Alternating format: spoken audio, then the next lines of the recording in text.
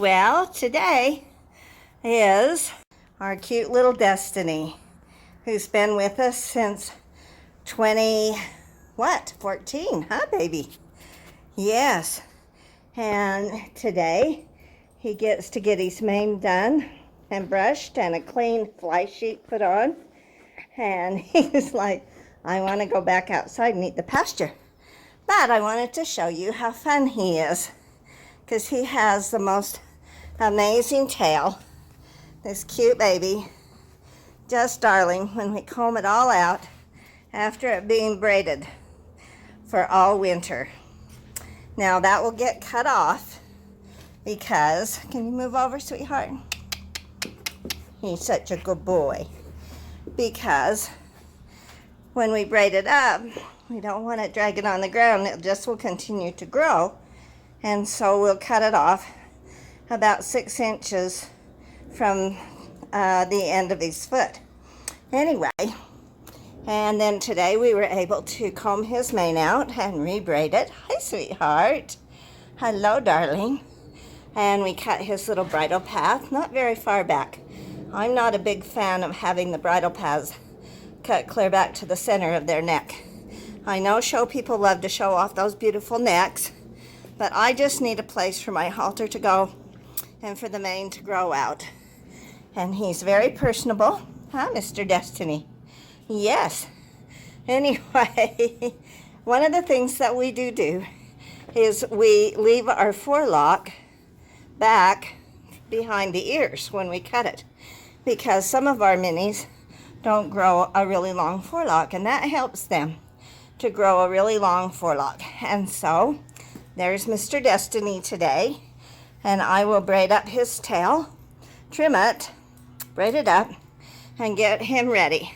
One of the things you might want to note is that manes and tails during the summertime should probably be regroomed, I would say no less than once a month, unless you're showing, of course, and then we do them every week or when we're going to show. These little horses, he's eating his rope.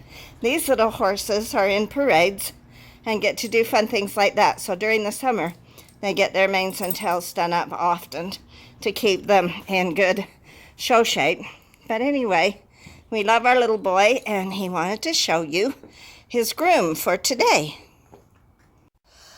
I thought maybe I would take just a minute and show you how I trim a long tail like this so that it doesn't end up being stubby. So what I do is I'll take the tail and I'll go all the way to the floor until I'm touching the floor with his tail. And then when I'm on the floor, I'll measure out another 3 to 4 inches beyond where it touches the floor, and the remaining part I will cut off. So I cut his tail off, and as you can see, it still drags on the ground, but not out 12 inches, only about 6 inches. And then this is the amount that I cut off. Anyway, it also makes it so that when they back up, they don't necessarily tear their tail out as they step on it. So we try to keep it trimmed up a little bit. And you'll see when he steps forward and he lifts his tail to walk, it really kind of lifts up off the ground. So it's a good deal. So now you can see that I have put Destiny's tail up. So what I did is I brought the feathers out, because you don't want to lose your feathers at the top. And then I went to the end of where his tailbone is and began braiding. And I braided it down, not completely to the end. I left probably, maybe 12 to 14 inches.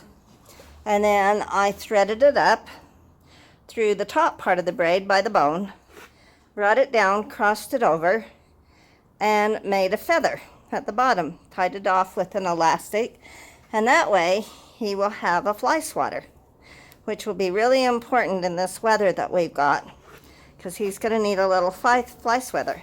And that way, his long tail that we had, remember, it drug on the ground, Well, it's not going to now.